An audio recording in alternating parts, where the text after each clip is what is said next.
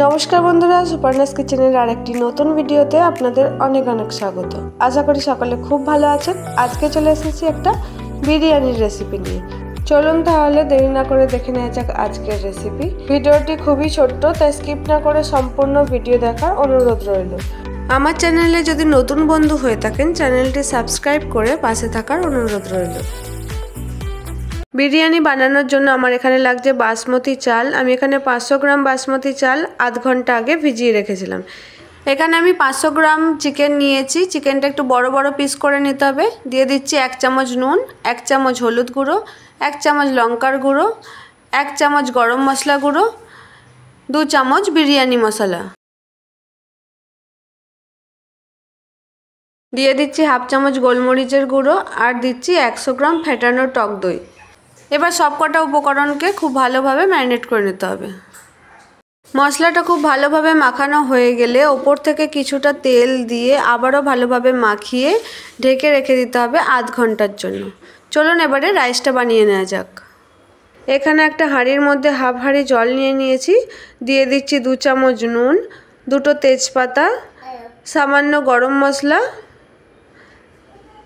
2 চামচ vinegar. Vinegar না থাকলে পরিবর্তে লেবুর রস দিতে পারেন। আর এখানে লাগছে আমার সামান্য পরিমাণে সাদা তেল।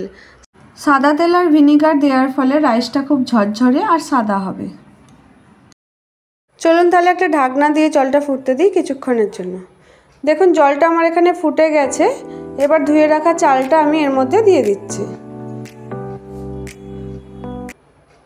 চালটা দেওয়ার পরে একটু নাড়াচাড়া করে ঢেকে দেবো কিছুক্ষণের জন্য। একটা ফুট উঠে গেলে একটু খুলে দেখতে হবে যে চালটা আমাদের সেদ্ধ হয়েছে কি না। দেখুন এখানে আমার 80% মতো সেদ্ধ হয়ে গেছে। এবার আমি নামিয়ে নেব। এর মধ্যে থেকে ফ্যানটা ভালো করে ঝাড়িয়ে নেবেন, নিয়ে ভাতটাকে শুকনো করতে দিতে হবে। এখানে আমি একটা কড়াই গরম করে তাতে কিছুটা তেল দিয়ে দিয়েছি। দিয়ে এবার 200 গ্রাম মতো পেঁয়াজ আমি এখানে ভেজে নিচ্ছি। পেঁয়াজটা লাল করে ভেজে বেরেস্তা বানিয়ে নিতে হবে, তাই একটু হাতে সময় নিয়ে ভালোভাবে পেঁয়াজটা ভেজে নেবেন।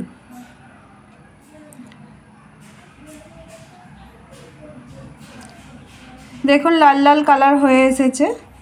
এবার তুলে নেব।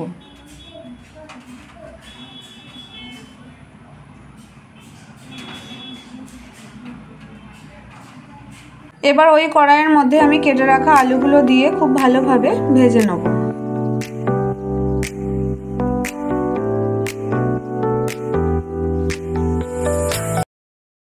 আলুগুলো ততক্ষণ ভাজা হতে থাকুক। চলুন আমরা অন্য একটা কাজ করে নিই। এখানে ম্যারিনেট করা মাংসর মধ্যে সামান্য কিছুটা বেরেস্তা নিয়ে আমি ভালোভাবে ম্যারিনেট করে নিচ্ছি, দিয়ে ঢেকে দেবো। দেখুন এদিকে আলুগুলো আমার ভাজা হয়ে গেছে। এতে আমি সামান্য নুন দিয়ে আরও 1 মিনিট মতো নাড়াচাড়া করে নিচ্ছি। এবার তুলে নেব। চলুন এবার তাহলে চিকেনের মশলাটা রেডি করে নেওয়া যাক। এখানে কড়াইয়ের মধ্যে তেল দিয়ে দিয়েছি 2 টেবিল স্পুন মতো। দিয়ে দিচ্ছি একটা তেজপাতা, একটা শুকনো লঙ্কা, সামান্য কিছু গরম মশলা, দিচ্ছি 8-10টা কারি পাতা। এবার সবগুলোকে একটু ভালোভাবে নাড়াচাড়া করে নেব 30 সেকেন্ডের মতো। আর এখানে দিচ্ছি 10-15টার মতো চিনির দানা। এতে মশলার কালারটা খুব ভালো আসবে। সব কটাকে আবারও একবার নাড়াচাড়া করে এখানে আমি দিয়ে দিচ্ছি বেটে রাখা পেঁয়াজ। এখানে আমি 4টে পেঁয়াজকে বেটে নিয়েছি। এবার পেঁয়াজটাকেও খুব ভালোভাবে ভেজে নিতে হবে। একটু জলটা শুকনো হয়ে এলে এখানে দিয়ে দিচ্ছি আদা রসুন বাটা। এখানে আমি 4 চামচ আদা রসুন বাটা ব্যবহার করেছি। পেঁয়াজ আদাটাকে নাড়াচাড়া করে যখন দেখবেন জলটা শুকিয়ে এসেছে, তখন দিয়ে দিতে হবে টমেটো বাটা। এখানে 2টো মাঝারি সাইজের টমেটো আমি দিয়েছি। এবার সব কটা মশলাকে খুব ভালোভাবে কষিয়ে নিতে হবে। 2 থেকে 3 মিনিট মতো ভালোভাবে কষিয়ে নেবেন। এর মধ্যে দিচ্ছি 1 চামচ হলুদ গুঁড়ো, 1 চামচ লঙ্কার গুঁড়ো, 1 চামচ গরম মশলা, 2 চামচ বিরিয়ানি মশলা। দিচ্ছি খুব সামান্য পরিমাণে তেল। এবার সবকটা মশলাকে খুব ভালোভাবে নাড়াচাড়া করতে হবে কিছুক্ষণের জন্য। দেখবেন মশলাটা খুব ভালোভাবে ভাজা হয়ে গেলে এখানে আমি খুব সামান্য পরিমাণে জল দিয়ে ভালোভাবে কষিয়ে নেব।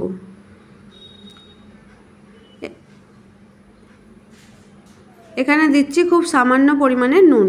যেহেতু আগে থেকে মাংস আলুর মধ্যে নুন দেয়া আছে, তাই নুনটা বুঝেই দেবেন। এবার একটা ঢাকনা দিয়ে ঢেকে দেবো 2 মিনিটের জন্য। দেখুন 2 মিনিট পরে মশলাটার মধ্যে কতটা তেল ছেড়ে দিয়েছে। এবার ম্যারিনেট করা মাংসটা আমি এর মধ্যে দিয়ে খুব ভালোভাবে কষাতে থাকবো 15 থেকে 20 মিনিটের মতো। 10 থেকে 15 মিনিট মাংসটা খুব ভালোভাবে কষিয়ে নিতে হবে। একটু ঢাকনা দিয়ে কষিয়ে নেবেন 15 মিনিটের জন্য। ফিরে এলাম 15 মিনিট পর। দেখুন মাংসের কালারটা কতটা সুন্দর এসেছে আর গন্ধটাও জাস্ট অপূর্ব। এর মধ্যে ভেজে রাখা আলুগুলো আমি দিয়ে দিলাম, দিয়ে আবারও নাড়াচাড়া করে ঢেকে দেবো 2 মিনিটের জন্য। এবার খুব সামান্য পরিমাণে আমি এখানে জল অ্যাড করছি, দিয়ে একটু নাড়াচাড়া করে ঢেকে দিতে হবে আরও 10 মিনিটের জন্য। ফিরে এলাম 10 মিনিট পর। দেখুন মাংসটা আমার এখানে একদম রেডি হয়ে গেছে। এবার ওপর থেকে আমি কিছুটা ধনেপাতা ছড়িয়ে দিচ্ছি, দিয়ে দিতে হবে 1/2 চামচ গরম মশলা। এবার বিরিয়ানির প্রসেসটা করে নেওয়া যাক। এবার এখানে আমি ওপর থেকে অর্ধেক ভাত মাংসর ওপর চাপা দিয়ে দিচ্ছি বিরিয়ানি মশলা, দিচ্ছি সামান্য গোলমরিচ গুঁড়ো, আর দিয়ে দিচ্ছি ভেজে রাখা বেরেস্তা। এখানে আমি 2 চামচ মতো বাটার ব্যবহার করেছি।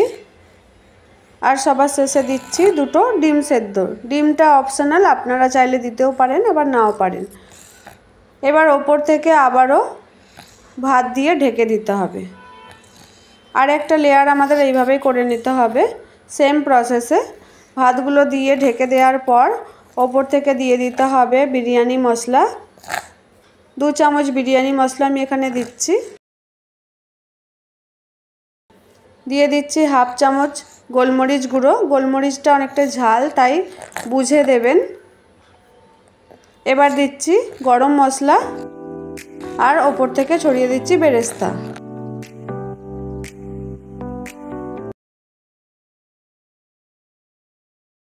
কালারের জন্য আমি এখানে 1/2 বাটি দুধ নিয়েছি, দিয়ে দিচ্ছি 2 চামচ কেওড়া বাটার, খুব সামান্য পরিমাণে অরেঞ্জ ফুড কালার আর 1 চামচ গোলাপ জল।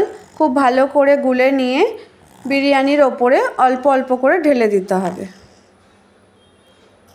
এবার ওপর থেকে 2 চামচ বাটার বা ঘি দিয়ে ঢেকে দিতে হবে 10 মিনিটের জন্য। এই সময় গ্যাসের ফ্লেমটা একদম স্লোতে রাখবেন, দিয়ে 10 মিনিট স্টিম দিয়ে নিতে হবে। চলুন তাহলে বিরিয়ানি আমাদের একদম রেডি। দেখতেও কতটা সুন্দর হয়েছে আর গন্ধটাও জাস্ট অপূর্ব। আজকের রেসিপি আপনাদের কেমন লাগলো আমাকে জানাতে ভুলবেন না। যদি ভালো লাগে একটা লাইক, কমেন্ট, শেয়ার এবং চ্যানেলটি সাবস্ক্রাইব করে পাশে থাকার অনুরোধ রইল। ফিরবো আবার নতুন কোনো ভিডিও নিয়ে। ততক্ষণের জন্য সুস্থ থাকুন, ভালো থাকুন, সঙ্গে থাকুন। ধন্যবাদ।